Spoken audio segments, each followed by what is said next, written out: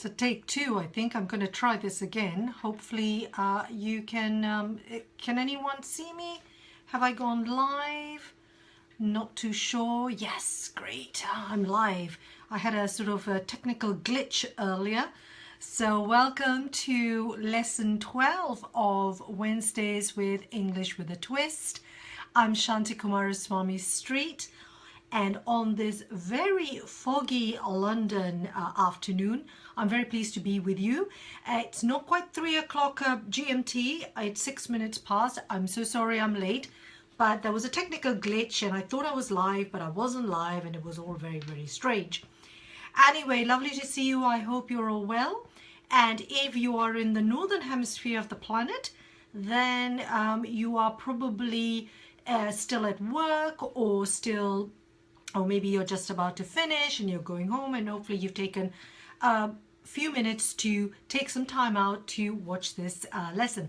Hi Sunil, lovely to see you. You are from the United Arab Emirates. Lovely to see you here again. So guys, as you're jumping in, please let me know where you're from. If you're regular, then thank you so much for being here. If you're new to the classes, welcome to English with a Twist, and this is the place to be if you want to improve your communication skills in business English when you're dealing with people in the English language, whether they're native speakers or non-native speakers. So today's class has quite a lot to do today. But first of all, there are lots of exciting things happening today. So we are the 25th of January. And in the UK, and particularly Scotland, we celebrate Burns Night. So Burns Night comes from the Scottish poet Robert Burns, who's Scotland's national poet. Why should that be so interesting to all of us? Well, Robert Burns is the poet who wrote the famous poem and song Auld Lang Syne. And if you ever celebrate New Year's Eve and you all sit there as soon as midnight arrives and you've all cheered and welcomed the new year, we all start singing Auld Lang Syne, and that comes from Robert Burns, the Scottish poet. He lived in the 18th century, late 18th century, and and so he's famous for that. Now, 25th of January is actually his birthday. So on this day, Scottish people around the world will enjoy haggis. I have never tried haggis, but apparently haggis comes from the sheep's liver, heart, and lungs. Sounds disgusting. And they cook it, they mince it up, and then they wrap it around the sheep's stomach. That just sounds even more disgusting. But apparently now it's artificial casing they use. But it's very nice. And more importantly, what they do is they enjoy it with some good Scottish whiskey. What the Scottish would go, a wee dram. So there we go. So I don't have to have too many excuses to enjoy some Scottish whiskey. So tonight I'll be doing that. So today is Burns Night. Thank you very much. Everyone's noticing my locket, my lovely red locket. Now the reason for this is because, so today the 25th of January is Burns Night, but coming up soon will be Chinese New Year. Woohoo! To all my Malaysian friends, my Malaysian family, to everyone around the world that celebrates Chinese New Year, here's going to be a big, big festival. Chinese New Year officially starts on Saturday, 28th of January. And it is officially, I was asking my brother in Malaysia, and it's for 3 days. And then after that, it continues 14 days of lots of celebrations amongst the Chinese.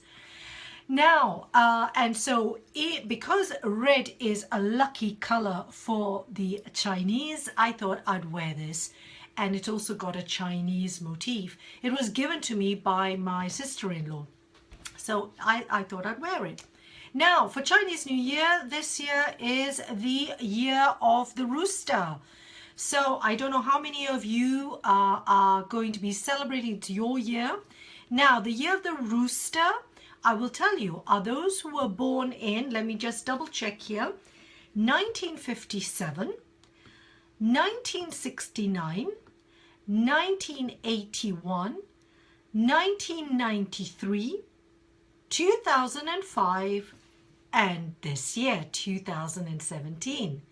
Now, 2005, I'm not sure how many people are going to be in this class here with me. I think you're a bit too young because you are going to be 14 this year. No, 12. Gosh, Shanti, your maths is terrible.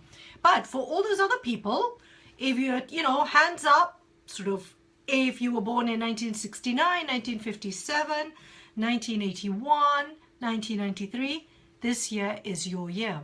So I was looking at some stuff and I was looking now, what are the traits? What are the characteristics of the rooster? People born in the year of the rooster. Okay, so this is just some trivia that I thought I'd share with you before we start our class. And let's look, apparently, according to the site I've just been looking at, you have different types of roosters. Hi, Vio. And by the way, hi, Vasiliki. So guys, if you're coming in, yeah, I'll be saying hi in between. So please, I'm not being rude. It's just I'm just going ahead. So let's see. We've got different types of roosters, apparently. So we're looking at the wood rooster. So those are people born in 2005. The fire rooster, born in 1957, and babies who will be born this year. The earth rooster, which is 1969. Gold rooster, 1981. And finally, the water rooster, 1993. So, what are your characteristics? And I wonder if you were born in those years, whether you recognize your characteristics. Let's have a look.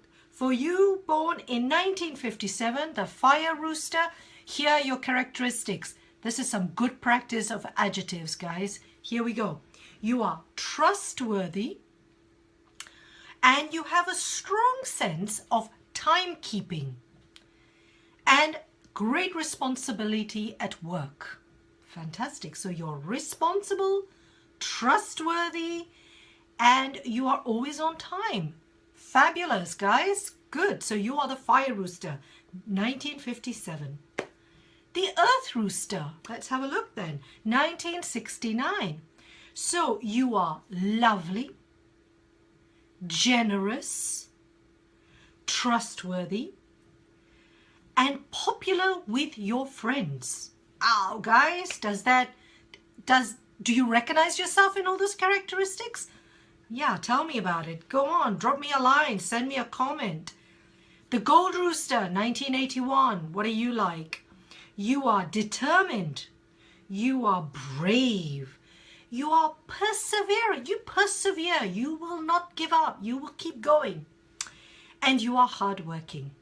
Yeah, tick box, tick box, tick box. Does that seem right to you? Great job. Water rooster, finally, 1993. You are smart. You are quick-witted. You are tender-hearted.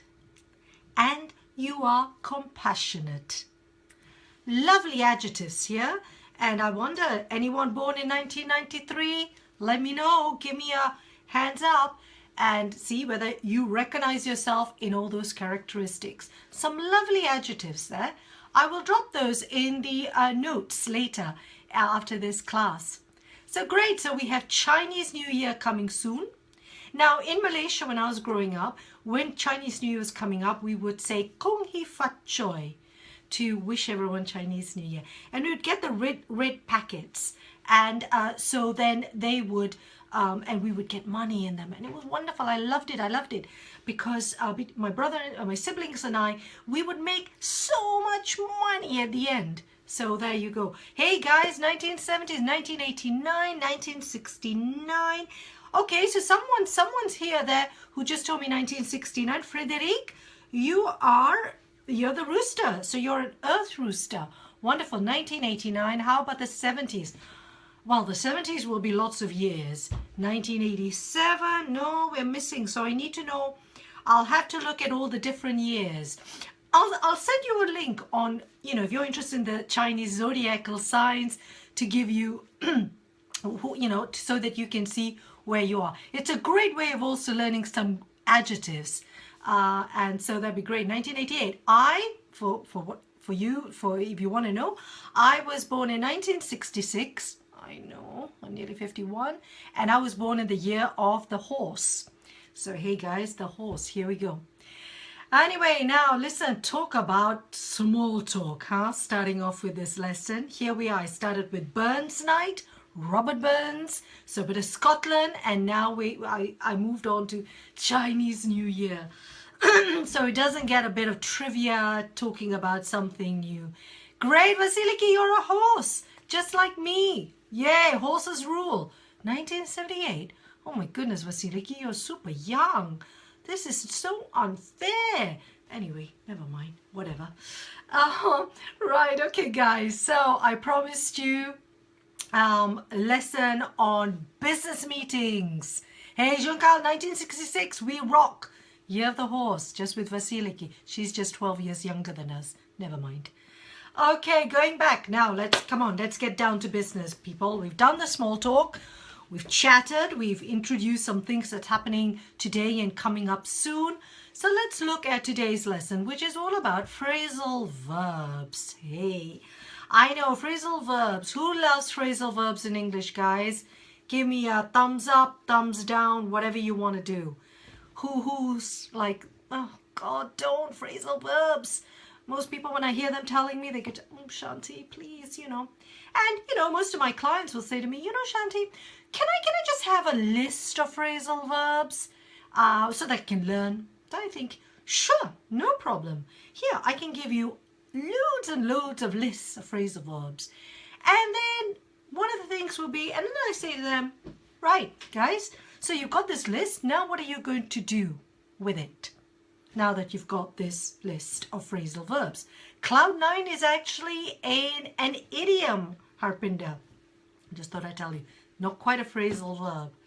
But you can get all these phrasal verbs and you do this and then you can have this list, and then I think, so what? Are you going to learn? Are you going to do anything? Do you know what to do with it? And that's the problem. People get that and they don't quite know. So, first of all, let me look at what are phrasal verbs. Can anyone tell me what is a phrasal verb? Want to type it in, share, write in the notes? What is your understanding of a phrasal verb? So we have a verb plus what? So today we're going to do a lot of interaction here. So I want lots of participation, people. Come in, come in. Phrasal verb. You've got your verb plus, what's it going to be? I'm waiting. Verb plus a preposition. Yes, Sofyan. Great. Fantastic. Verb plus anything else? Can we have a verb plus something else? Great. Thanks, Jonathan. Yes, preposition. Yeah, given in a form of a phrase, preposition, and also adverb. Sometimes we can also have an adverb. But yes, your verb and your preposition to form a phrasal verb. Now, looks like my necklace looks like, oh, Frederick, sorry. I am being distracted by Frederick admiring my necklace. Stop, Shanti. Let's get back to phrasal verbs. Thank you, Frederick. Phrasal verbs can be idiomatic. We were talking about idioms just now. They can be idiomatic. Thank you, Anna, for that. Functions as a verb, made up of a verb, preposition, adverb, or both. Great. Ask out. Very good, Sunil. They can be idiomatic. For example, if you say, I look into, and I'm going to look into the mirror, that is a real meaning because you are directly looking into a mirror. So that we can say, okay, I'm looking into the mirror, definitely. But if someone asked you to do some research and you said, yeah, no problem, I am going to look, I'll look into that. So what you mean is you are going to research and investigate. I'm just going to stop there. Mohammed, lovely to see you. Good, have a good day at work. Sorry to see you go, but this will be recorded and you'll see it later. So going back to that, so we have the true meaning where we're saying I look into a mirror, or look into where you're going to research or investigate something. So it's really important to understand phrasal verbs in the context of a wider picture. Yeah. So when my clients say to me, can I have this list? And I think, yeah, great. You can have this list, but you are so not going to learn how to use that phrasal verb unless you see it in context. And it's so and so important to do that. So often when they ask me for a list, I go, nope, no list. Okay, very harsh teacher I am. Instead, what I prefer to do is to show you the phrasal verbs in different situations you might find yourself in. Because it does three things for you. First of all, it'll show you that phrasal verbs are a normal part of the English language.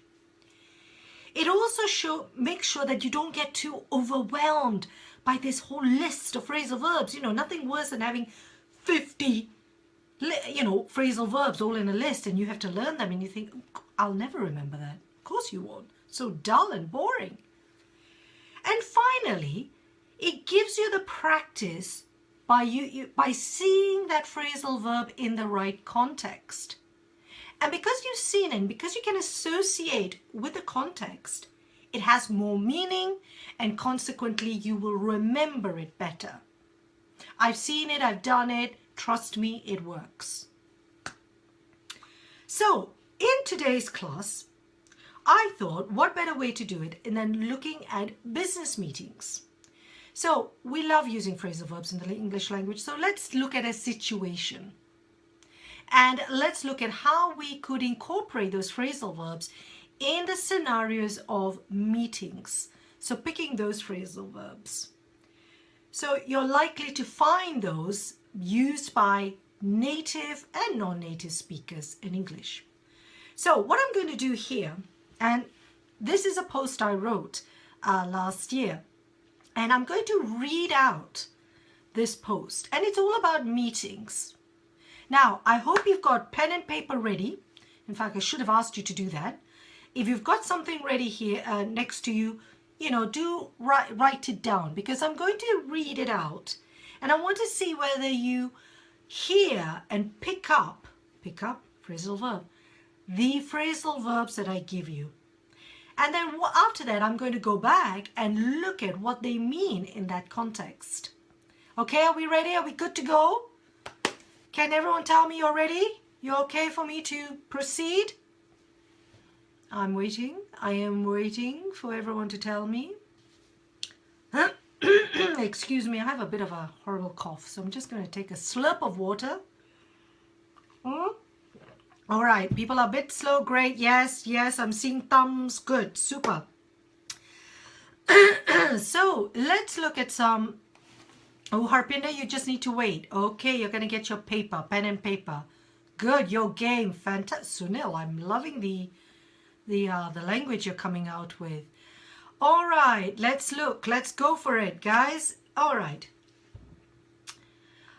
I'm also, by the way, added some extra words, but don't worry, we'll only look at the phrasal verbs. I don't want to confuse you. Here we go. Imagine you've arranged or called a meeting, or you've been asked to attend a meeting, either in person or via a conference call. The date and time is set, and you put it or schedule it in your diary. Occasionally, you need to bring forward the time of the meeting to suit everyone. Yeah, happens, right? You then get a call from a colleague to say that something has come up, and you decide the meeting has to be put back to another day. No problem. In a way, you're quite relieved because you have a mountain of things to do, and you are worried that you may have had to call off the meeting anyway. During the meeting, you have a number of issues you need to raise and deal with. You may have outlined the items in the agenda that you've circulated to everyone beforehand. With some issues, you may have to weigh up their advantages and disadvantages before taking action. This could take a while, and you might encourage your colleagues to join in the discussion.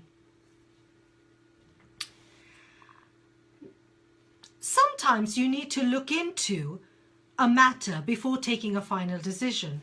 Yeah, sometimes that just happens in meetings. If that's the case, you might note down all the points raised during the meeting to help you. Don't you find that sometimes some people don't like to be interrupted when they are talking, while others don't mind if you step in with your point of view? I've had times when I've had to cut in, especially when I thought that a colleague was going on and on about something truly unimportant.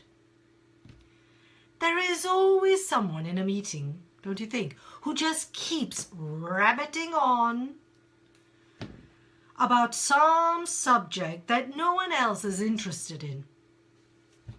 So I often tell my colleagues that we need to press on with the other items in the agenda. After all, there is nothing worse than having a meeting that drags on, isn't there? There you go. How many phrasal verbs did you find there? Was that okay, everyone? Give me a thumbs up if that was okay. Did I speak too fast? Did I speak too slow? Were you able to follow that? I'm going to repeat it now, but this time I'm going to be a bit quicker, and so that you can just recap what you heard and just check whether your phrasal verbs were all noted. No, you haven't counted. Don't worry. Don't worry. Let's go for it. I'm going to read it a bit quicker now. Imagine you've arranged or called a meeting, or you've been asked to attend a meeting either in person or via conference call. The date and time is set and you put it in your diary. Occasionally, you need to bring forward the time of the meeting to suit everyone. You then get a call from a colleague to say that something has come up, and you decide the meeting has to be put back to another day. No problem. In a way, you're quite relieved because you have a mountain of things to do, and you were worried that you may have had to call off the meeting anyway. During the meeting, you have a number of issues you need to raise and deal with. You may have outlined the items in an agenda that you circulated to everyone beforehand. With some issues, you may have to weigh up their advantages and disadvantages before taking action. This could take a while, and you might encourage your colleagues to join in the discussion. Sometimes you need to look into a matter before taking a decision. If that's the case, you might note down all the points raised during the meeting to help you. Some people don't like to be interrupted when they're talking. Don't you find that? While others don't mind if you step in with your point of view. I've had times when I've had to cut in, especially when I thought that a colleague was going on and on about something truly unimportant. There is always someone, isn't there, in a meeting that just keeps rabbiting on that about some subject that no one else is interested in. Don't you find that? So I often tell my colleagues that we need to press on with the other items in the agenda. After all, there's nothing worse than having a meeting that drags on and on, isn't there? That's it, guys. So we have 15 phrasal verbs in that little piece. So how did you get on?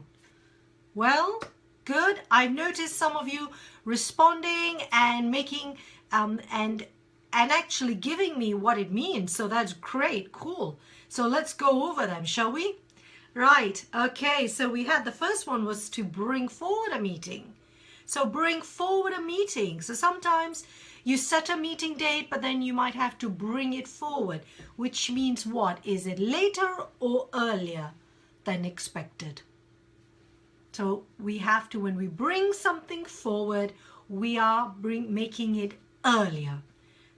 So so you set the date for 25th.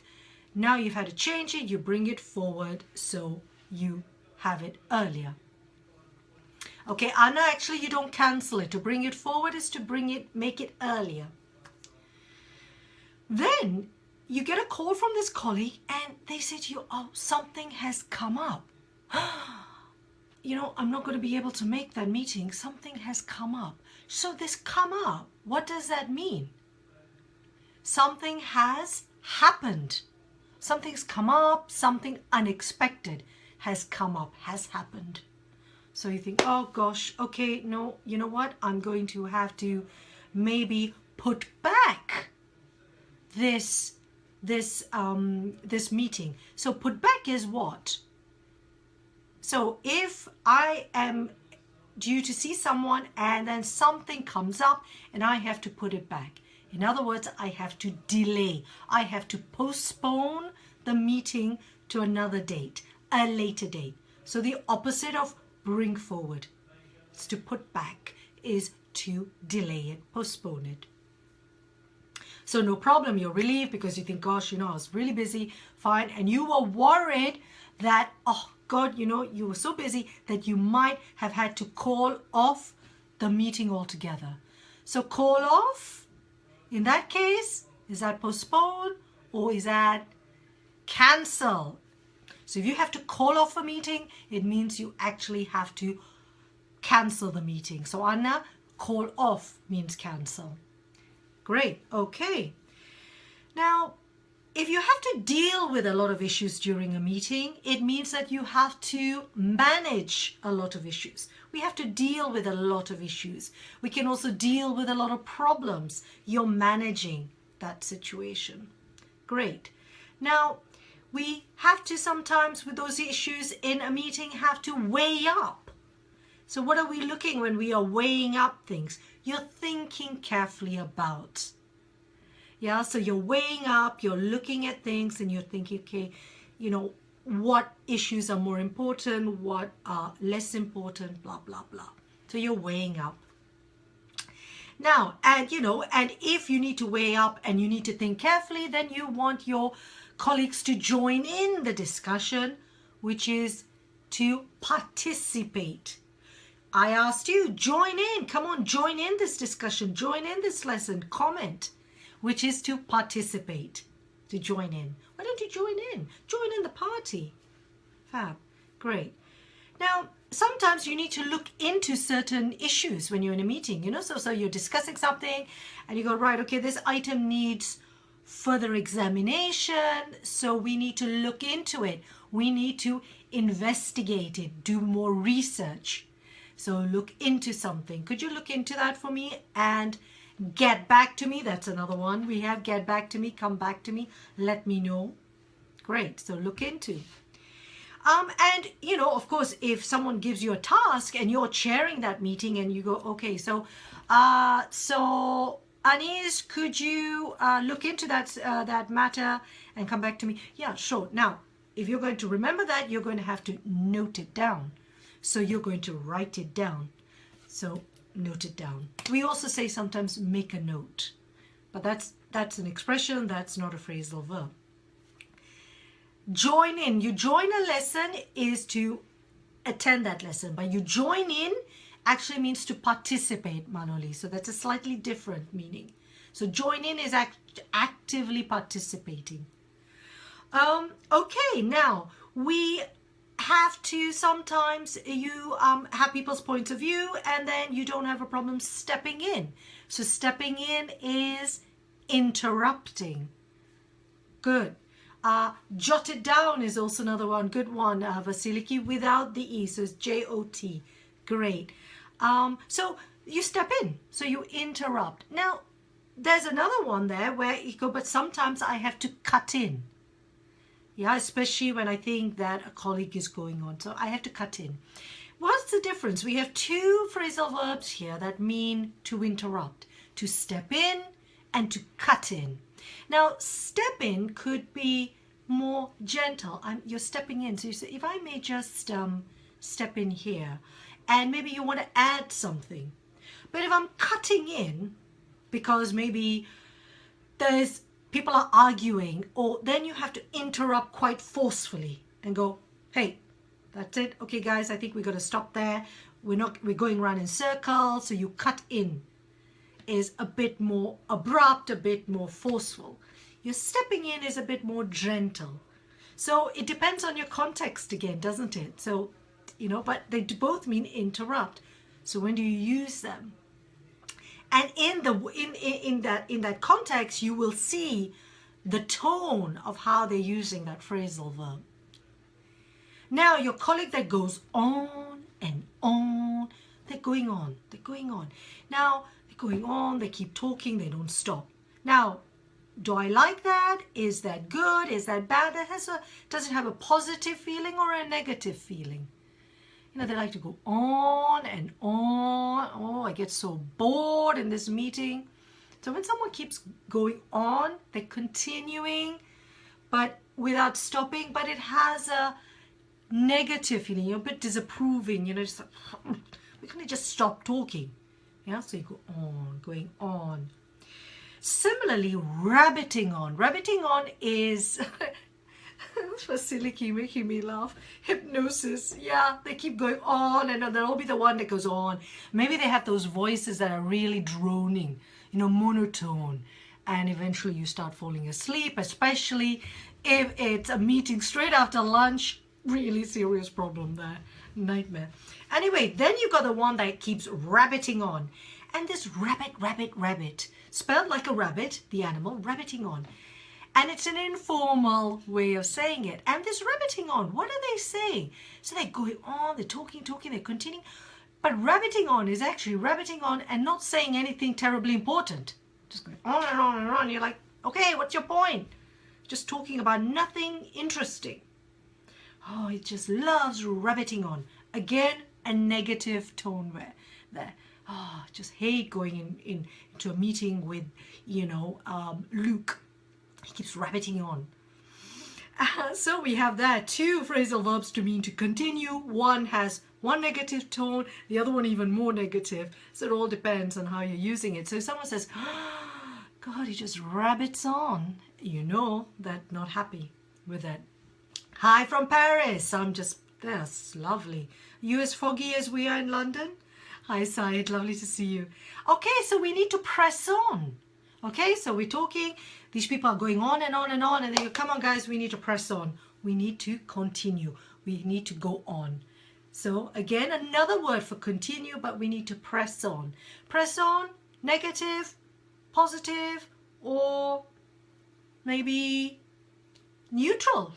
Need to press on, need to continue. Maybe another way would be to move on to the next step, to continue to the next step. Come on guys, we need to press on. Time. Yeah, like in this class, we need to press on. Guys, thank you so much for your patience staying here. Then the other word that says about meetings that drag on. Don't you find those ones that drag on? Again, the drag on. They just continue. So the drag, think about dragging. What do we drag? Dragging is when you have something heavy, right? You drag your suitcase because you can't lift it. So it's dragging. So you can imagine that idiomatic feeling of, oh, you're holding this really heavy load and it's just never ending. Anyone been to those sort of business meetings? Me, plenty of times. Yeah, so you're dragging. No, not a dragon. Dragging, it drags on. But it could be a dragon. drag on. D-R-A-G, on. Now that's dragon. This is drag on. Yeah, not so much stretching. Stretching is good for us, but it's that pulling, and it's really hard. So when you drag something, we suggest it's something heavy that you have to drag. So when something drags on, you can just feel that it's just really tough. Don't worry, if you want to see how everything is spelled, you'll see the notes, the blog post that I have actually wrote with the transcript of what I've done in today's lesson. So don't worry, guys, if you're not too sure. D-R-A-G-G-I-N-G. But it's drag, D-R-A-G, on. Great. So there you have it. These 15 phrasal verbs that you can have and in using it within a business meeting. So there you go. So that's and hopefully within that context you get to see what how you can associate the meanings, because you can have, like we saw, the four with continue, drag on, and then you've got the one with interrupt, and they have different tones to it. One could be positive, one could be negative, and so then you can see that. And yes, and Vasiliki says you can have some fun with the phrasal verbs. Yes, the sound, dragon, drag on. I think that's what we were talking about. But there you go. So that is phrasal verbs in a business meeting, and then and its meanings. And I think it makes it much more meaningful. Hope you think so too. Does it make more? It has more meaning for you when you see it in that way. And if you can think of other phrasal verbs that you have heard and you've used in business meetings, tell me about it. Now, talking about business meetings, I wanted to bring you up to another thing that's happened today, which is just before we go, which is my Small Talk to Go book is out. Woohoo! I'm so excited about it. Really pleased, guys. It's gone out, it's published, it's out there, it's an ebook, and it's available, and it's talking about business meetings. I actually have a whole scenario on how to engage in small talk before a business meeting, after a business meeting, and that gives you all that information about how to do that, and those are the scenarios. So my book on small talk is out. If you're interested in it, have a look at the link, and that will show you what is happening. I do apologize. I've got my husband's been going up backwards and forwards, so you'll be seeing him. I'm not too sure what he's been doing in the background, but strange things have been going on. But there you go. Anyway, so that will be, and the business meeting, what I've done in that book is talking about before you start the meeting, when you arrive at reception, and how can you engage in that, and after the business meeting, as you're packing up and you're going, how do you engage in that situation. So lots of small talk, and don't forget, at the beginning I engaged in small talk with you. What did I talk about? If you think about last week's lesson, I was looking at talking about what's happening today. What was today? Burns night, Chinese New Year. A lot of engaging that small talk that is important. So, different ways to do that. So if you haven't had a look, try and have a look here. Yeah, Vasiliki, you're absolutely right. He was trying to interrupt. He was trying to step in here. No, I don't think he was stepping in. I think he was cutting in or trying to. So I'm going to have to tell him off. Yeah. But there you go. Anyway, guys, it was great. Let me know if you have any questions on those phrasal verbs, and let me know if you'd like another lesson on phrasal verbs. I'll be bringing more on this series because I'm going to be looking at different scenarios in business where we would find these phrasal verbs. And if you like the way I've done it, tell me, let me know, because then I'll continue. Do you like the format? Because the more I get from you, the more I know I'm on the right track. So and so these are the tips. Anand, I've given you those tips, which is how to use those phrasal verbs in that context. But anyway, I'm so delighted that you guys had time. What's the name of the book, Priya? Small Talk to Go. The link will be in the notes, the show notes for this book, Small Talk to Go. In fact, if you look at the Facebook page, it will be at the top, and you can sign up. Now, you are entitled to a 25% discount if you subscribe to my blog. So only my blog subscribers and my Small Talk clubbers get the discount. So if you're already in there, you will get it. If you're not, don't waste time, you guys. Sign up to my blog and you'll get 25% off until the 31st of January. So I'm running a sale. Otherwise, it's the retail price is £20 and you get the book plus a workbook that allows you to practice what you're going to see. So there are 5 scenarios: business meetings, conferences, business lunches, training courses, and corporate hospitality. And I give you these scenes, these recipes on how you can use them to create lovely dialogues for yourselves. So there you go. So I'll give you all that information.